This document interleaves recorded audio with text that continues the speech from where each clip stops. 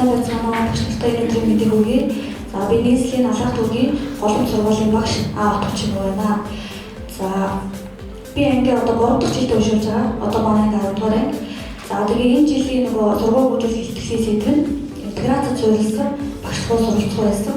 За тэгээд нөгөө 3 жил анги extensive reading аваад X-rated хамтран уншуулсан болохоор яг энэ жилийн ихтгэлийн сэдв нь одоо яг X-rated-тэй хичээл интеграцлах боломж юм байна гэдгийг бодоод за 1 жилийн туршид бэлдээд илгүү ихтгэл тавьсан байгаа. За англи хэлний хэлцүүн чадрыг extensive reading аргачлалтаа интеграцлах боломж. Тэгэхээр хүн төрөлхтний төвөнд гинтийн болсон цав тахлын үеэр сургалт тэр чигтээ тэг зогсолт хийсэн. Тэр хэцүү цаг үеэс эхлэн сургалтын үйл ажиллагаа маш олон өөрчлөлт бий болсон. Тэрхүү өөрчлөлтийн зарим нь зөвхөн цав тахал биш, харин 21-р зууны сурагчдын сурах харилт барилттай холбоотойгоор 21-р зууны боловсролын хөгжлийн чиг хандлага тэр чигтээ өөрчлөгдсөн. 20-р зууны дундад уламжлалт сургалт буюу нүүрийн харсан сургалт зомбиж байсан бол орчин үед электрон сургалт, хослолсон сургалт илүү өргөн хүрээнд ашиглагдаж байна. Мэдээлэл хэлбэрийн технологийн асар хурдтай хөгжил нь сургалтын арга хэлбэр, заах арга зүй шийдэхэд хамгийн том төлөв болсон гэж үздэг. За яг энэ цаг үед цагаа олсон, сургалтын хөгжүүлэхийг арга болсон лингвист буюу X-rated байсан. Тэгэхээр 21-р зууны хүүхдүүдийг бид Z-generation гэж нэрлэх болсон. Учир нь гэх юм бол энэ үеийн хүүхдүүд нь native digital буюу төрөлхийн дижитал хэрэгсэлтэй харилцах ур чадвартай хүүхдүүд. Тийм болохоор утсаар ном уншуулахад их асуудал байгаагүй. Харин суралцах маш их давуу тал болсон. За энэ ихтгэлийн манд зорилго сурагчдын англи хэлний хэлцүүн чадварыг унших аргаар дэвшүүлэхээ. За тэгэхээр унших аргыг ерөнхийдөө intensive болон extensive гэж хоёр ангилаад байгаа. Тэгээ intensive арга гэдэг нь болохоор одоо нэгт унших буюу үг болгоныг тиймээ нэг бүрчлэн унших аргыг хэлдэг. Extensive reading гэдэг нь болохоор зэрэг одоо бидний лингвистийн аргыг хэлээд байгаа өвгөн ургийн уншлага буюу сурагчдын ерөнхий ур чадварыг дэвшүүлдэг. Энэ арга нь наривчлан унших шаардлагагүй үг тгийг нэг хүчлэн уншихгүйгээр харин тэр үгээр одоо хам сэдвээс олох тийм ээ ийм унших юм арга байгаа. Тэгэхээр энэ арга нь ерөн сурагчдад маш их тохирсон. Одоо X-rated-ийн хувьд одоо жишээ сурагчид нэг өгүүлбэрт бас дэвшил мэдэхгүй байх юм бол тэр танаа өгдөг нөгөө төвшин нэгдсэн байна гэж үздэг. Extensive reading арганы нэг тул юм. За X-rated захин номын сан гэдэг нь юу вэ гэхээр за энэ нь одоо маш олон номын үйлдвэрлэгчтэй холбогдсон 1810 номтой дижитал платформ юм аа. За тэгээд энэ нь сурагчдад маш их сурагчид болон багшлалд ашиглахад чих амар хэлбэр ийм платформ байгаа. За яагаад би энэ сэдвийг сонгох болсон бэ гэхээр за 3 жилийн туршид англиар уншуулсан X-rated гэдэг гэхдээ болохоор зэрэг ерөөсөө сурагчдыг уншуулах гэсэн тийм уралдаанд оруулаад уншуулаад тэгээ яг сурагчдыг унших чадвар дэвшчих гэж боддог байсан. За тэгээд ерөнхийдөө студентийн одоо улсын шалгалт аваад үзэхэд дарах ганц одоо унших чадвар бус мөн дээрээс нэмээд нөгөө эссе бичих чадвар бүр маш их сайжирсан байсан. Одоо богино хүмүүсийг одоо тэр одоо ашиглаж байгаа үг хэллэг тий за тэгээ бичих арга бүр маш сайн сайжирсан байсан. За багш нар хүртэл хэлжсэн тий танаа ангийн эссе бичих чадвар бол бүр арай өөр байна. За тэгээд бүр дээрээс нь бас бид нар лингвист компанитай хамтраж ангийнхнаа олон улсын шалгалт буюу BTS шалгалтыг өнгөрсөн жил өгсөн. За энэ дүнгээс нь ингээд хараад үзэхэд ерөнхийдөө манай сурагчдын сонсох болон одоо унших чадвар нь маш сайн байсан. За тэгээ ерөнхийдөө ингээд шалгалтын дүнгуудээс хараад байхад хэлцүүн чадрыг илүү сайжруулах хүссэн. Тэгээ ерөнхийдөө хэлцүүн хичээлийг бол дандаа нөгөө уламжлалт дараа ордог байна. Одоо миний хувьд бол ерөөсөө хүүхдүүдэд дөрмөө замбар дээр заалаад тасгал ажиллуулдаг тийм. Тэгвэл одоо энэ аргыг ер нь жоохон өөрчлөөд мөн дээрээс нь X-rated-ийг дамжуулаад сурагчдын хэлцүүн чадвар нь ер нь сайжрах боломжтой юм болов уу гэдгийг туршиж үзэхээр за энэ судалгаа хийсэн байгаа.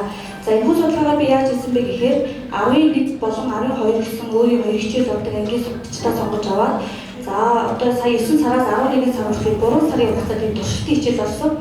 За энэ 7 хоногт нэг өдрийн нэг хичээлийг сонгоод одоо энэ 7 юм дөрмийн хичээл үзсэн байна. Тэгээд 11 ангид болохоор зэрэг за энэ хоёр ангид хоёуланд дөрмийн хичээлээ нэг 5-10 минутанд заачаад За тэгээ үлдсэн минутанд нь 11 ангид болохоор зэрэг яг нөгөө хичээлтэй холбогдлоо ном уншилж ирсэн. Одоо нөгөө номынхын жагсаалт юм байна. Жишээ партикл цаг орсон бол энэ одоо давын чиг ном уншилдаг ч юм уу тий.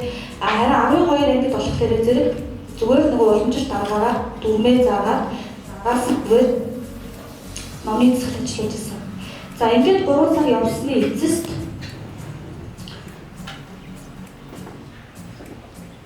одоо чинь тав гарч ирээд Leonardo da Vinci гэдэг ном. За энэ номыг ингээ харахад ерөөсөө дандаа өнгөрсөн цаг байгаа байхгүй юу? Тэгэхээр өнгөрсөн цаг үдсэн үедээ энэ номыг уншуулж байгаа юм.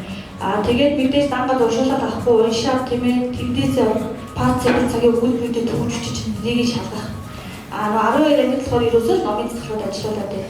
За яг энэ судалгаа 3 сарын турш хийхдээ бас багш миний бодсон бодлонд нөгөө унших аргаар хэлсэн чадвар бас сайжрахгүй байх үедээ тий ер нь бол дөрмийн хичээл гэдэг бол ерөөсөө уламжлалт дараагаар заахал хичээл юм болоо да. Тэгэхээр ерөнхийдөө 11 ангийн маань энэ нөгөө ном уншсан ангиас илүү нөгөө уламжлалт дараагаар заасан ангийн маань дүн чадвар агсан байх вэ гэж тийм айц байсан. Яагаад вэ гэхээр 11 ангид болохоор ерөөсөө дөрмөө үзчихэл ном уншуулах гэсэн нэг тийм харьцаа байхгүй. Харин 12 ангийн дасгал ажиллуулаад дасгалыг байнга шалгах штеп. Тэгээд байнга автагийн дор бүр хийж өгвөл нэг хүүхэдтэй одоо өдөр 3-аас нэг хичээлдээ 2-3 харьцаад байдаг. Тийм болохоор энэ нөгөө судалгаа маань үр дүнгээ болох үедээ гэсэн айц бас байсан. За тэгээ эцэст нь за мэдээж нөгөө шалгалтынхаа үр дүнг шалгалтаар мэдэж болно тийм ээ. За тийм болохоор энэ хоёр ангиас нөгөө үндсэн хичээлээр шалгалт авсан. За тэгэхэд яалтчгүй 11 ангийн шалгалтыг гүйцэтгэлийн хувь нь 12 ангийнхаас маш өндөр байсан. За тэгвэл бас бодсон энэ зөвхөн шалгалтыг гүйцэтгэлийн хувьар энэ бас хүүхдүүдийг дүгнж болохгүй байна гэсэн үднээс за хэдэн дасгал дээр бид нар анализ хийсэн байгаа. За жишээ нь ихний дасгал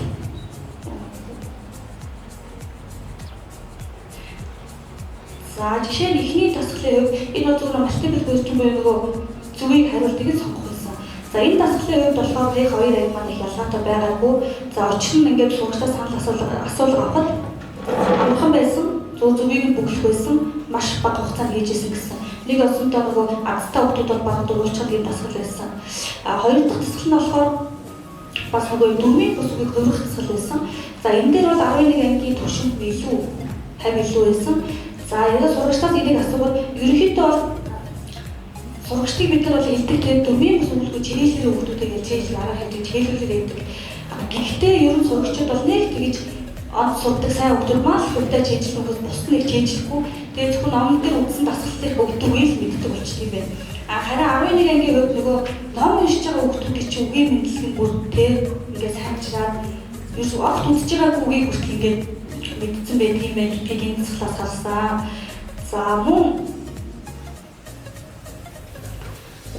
За мөн дараагийн засгал болохоор зэрэг энэ нөгөө бүх цагийг хооронд нь холсон цалгаа байхгүй нэг ихийг өгөөд энэ дээр тохирох цагийг нөхөөрөө гэд. За энэ дасгалын хувьд бол 11 анги бүр маш их одоо 74%. 12 ангийн хувьд 45.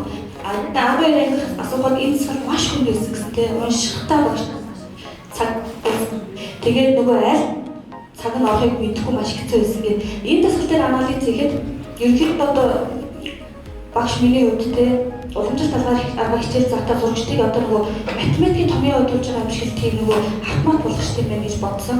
Одоо чиний өгүүлбэрийг дасгал өгөн те тийм гол хүүхдүүд бүх чиглэлчдэг томьёо шиг үүлийн эзэн орлоо араас нь хавь хайс орлоо үүлэг хувирлаа гэдгийг цээжчихдэг. Тэгэхээр өгүүлбэртэй дасгал авахад тэр өгүүлбэр баг ерөөсөн хүүхдэд огт уншдаггүй юм байна. Зүгээр л шууд автоматар үүлийн эзэн шивэн дүүл хайс авч үүлгүүд хувирлаа арийнхын өгүүлбэрийг орчуулдаггүй.